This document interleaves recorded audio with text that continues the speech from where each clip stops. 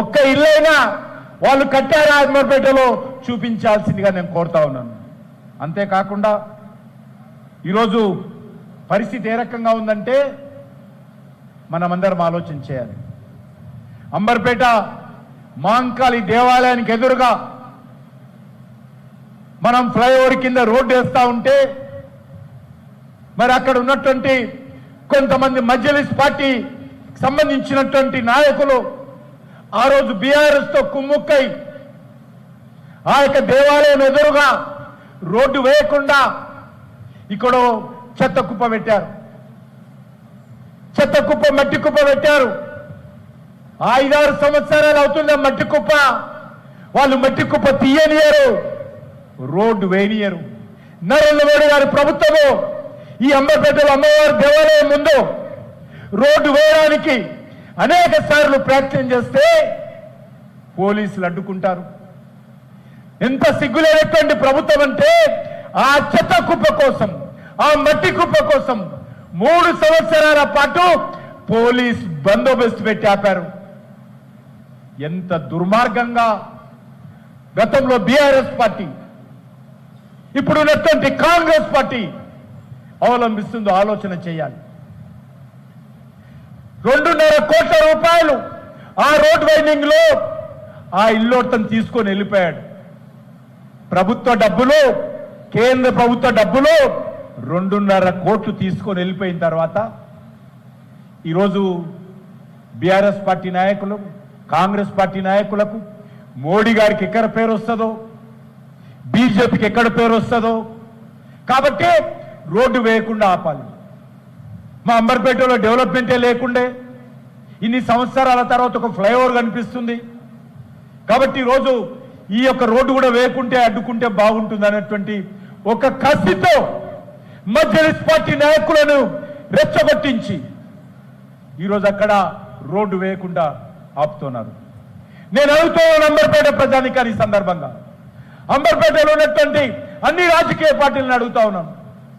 కేసీఆర్ ఉత్తరాలు రాశాను, రేవంత్ రెడ్డికి ఉత్తరాలు రాశాను, అందరితోటి మాట్లాడాను. అందరూ సరే అంటారు కానీ ఆ మట్టి కుప్ప తీయరు. అందరూ సరే అంటారు ఆ చెత్త కుప్ప తీయరు. అందరూ సరే అంటారు రోడ్డు వేయనియరు. మరి ఈరోజు ఈ యొక్క సమస్య ఏ రకంగా పరిష్కారం కావాలో అంబర్పేటలో ఉన్నటువంటి అన్ని రాజకీయ పార్టీలు, అన్ని కుల సంఘాలు, అన్ని మహిళా సంఘాలు అందరూ కూడా ఆలోచన చేయాలి. అద్భుతంగా రోడ్డు వేస్తున్నాం. మనం బ్రిడ్జి కింద మంచి చెట్లు పెట్టాం, ఒక బ్యూటిఫికేషన్ ఉండాలని ప్రయత్నం చేస్తా ఉన్నాం.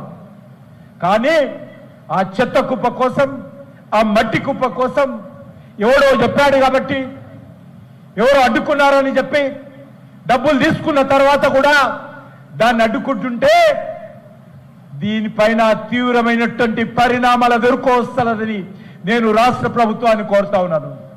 దీనికి తెలంగాణ ప్రజలందరూ కూడా, ముఖ్యంగా అంబర్పేట ప్రజలందరూ కూడా ఈ మట్టి కుప్పకు వ్యతిరేకంగా, చెత్త కుప్పకు వ్యతిరేకంగా పోరాటం చేయాలి. రోడ్డుకు ఏదైతే రోడ్డు సేవ, ఏదైతే కర సేవ అంటామో రానున్న రోజుల్లో రోడ్డు సేవ చేయడానికి కూడా మనం సిద్ధంగా ఉండాలి. అన్ని రాజకీయ పార్టీలను కోరుతా ఉన్నాను. ఇది రాజకీయ సమస్య కాదు, దీన్ని మతపరమైనటువంటి రంగు పుమ్మి ఈరోజు దాన్ని, ఆ చెత్త కుప్పను, మట్టి కుప్పను రక్షిస్తున్నారు. నేను హెచ్చరిస్తా ఉన్నాను, తరువాత సమస్యల విషయంలో ఏదైనా పరిస్థితి ఎదురైతే దానికి కేసీఆర్, రేవంత్ రెడ్డి బాధ్యత వహించాలని కోరుతా ఉన్నాను. ఈరోజు కూడా పేపర్ చూశాను, రేవంత్ రెడ్డి అంటా ఉన్నాడు బీజేపీ ఎంపీలు రాజీనామా చేయాలా, కిషన్ రెడ్డి క్యాబినెట్ మీటింగ్ కోవాలి. ఏంది అంటే మెట్రో పైసలు. మొదటిసారి మెట్రోకు కేంద్ర ప్రభుత్వం 1200 కోట్ల రూపాయలు ఇచ్చింది ఫస్ట్ ఫేజ్. మోడీ గారు వచ్చి ఫస్ట్ ఫేజ్ మెట్రో ప్రారంభించారు. ఇప్పుడు సెకండ్ ఫేజ్ మెట్రో. నేను ఈరోజు తెలంగాణ ప్రజలకు, ముఖ్యంగా హైదరాబాద్ జిహెచ్ఎంసీ పరిధిలో ఉన్నటువంటి ప్రజలకు మనం చేస్తా ఉన్నాను. ఈ సెకండ్ ఫేజ్ కూడా మోడీ గారి ప్రభుత్వం అంగీకరించింది. మేము ఈరోజు 50% డబ్బులు మెట్రో సెకండ్ ఫేజ్ కోసం ఇవ్వడం కోసం సిద్ధంగా ఉన్నాము. దానికి రాజీనామా చేయాలంటున్నాను. మేము మెట్రోకు డబ్బులు ఇవ్వకపోతే అప్పుడు మేము ఆలోచన చేస్తాం. కానీ నేను ఈరోజు రేవంత్ రెడ్డిని అడుగుతా ఉన్నాను, రేవంత్ రెడ్డి గారు, మీరు మరి ఎన్నికల్లో హామీ ఇచ్చారు, లిఖితపూర్వకంగా మేనిఫెస్టోలో పెట్టారు, గ్యారంటీల పేరుతో ప్రకటించారు. మీ నాయకులైనటువంటి రాహుల్ గాంధీ, సోనియా గాంధీ, ప్రియాంక గాంధీ తెలంగాణలో ఊరూర తిరుగుతూ గ్యారంటీలు ఇచ్చారు కదా, హామీలు ఇచ్చారు కదా, ఓట్లు వేయించుకున్నారు కదా, ఈరోజు మీరు ముఖ్యమంత్రి గద్దె మీద కూర్చున్నారు కదా, మరి ఆ హామీలకు ఎవరు బాధ్యత వహిస్తారు? ఆ హామీలకు అమలు చేయకుండా 2.5 సంవత్సరాలుగా తెలంగాణ ప్రజలకు వెన్నుపోటు పొడుస్తున్నారు కదా, దానికి ఎవరు బాధ్యత వహిస్తారు? ఎవరు రాజీనామా చేస్తారు? రేవంత్ రెడ్డి నన్ను అంటున్నారు, ఆయన తెలంగాణ నుంచి తరిమి కొడతా.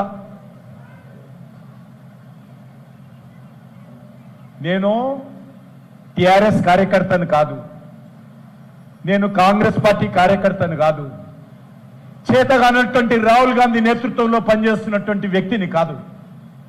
నేను భారతీయ జనతా పార్టీ కార్యకర్తని రేవంత్ రెడ్డి.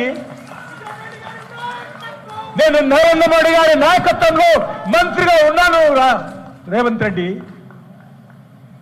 ప్రాణాలకు తెగించి కూడా ఈ దేశం కోసం పనిచేసేటువంటి కార్యకర్తలు మా పార్టీ కార్యకర్తలు.